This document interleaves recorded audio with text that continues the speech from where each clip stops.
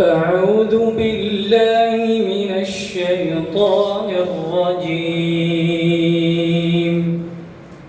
بسم الله الرحمن الرحيم. إن إبراهيم كان أمة قانتا لله حنيفا ولم يك من المشركين شاكرا لأنعمه اجتباه وهداه إلى صراط مستقيم وآتيناه في الدنيا حسنة وإنه في الآخرة لمن الصالحين. ثم أوحينا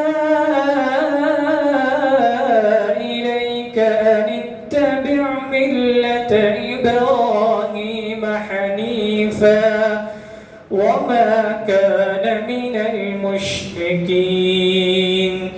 إنما جعل السبت على الذين اختلفوا فيه وإن ربك ليحكم بينهم يوم القيامة فيما كانوا فيه يختلفون.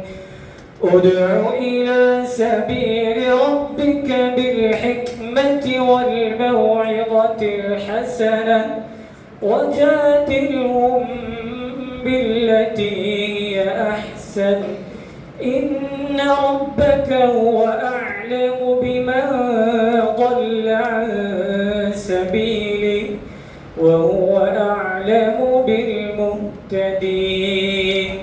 وإن عاقبتم فعاقبوا بمثل ما عوقبتم به ولئن صبرتم لهو خير للصابرين.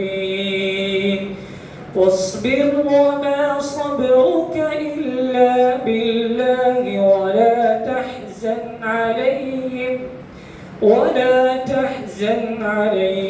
ولا تك في ضيق مما يمكرون.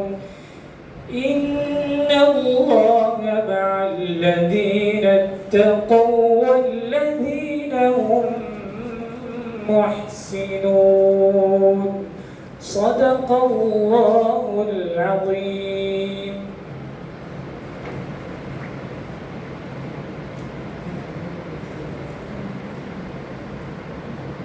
अब एक अहम अमल है जो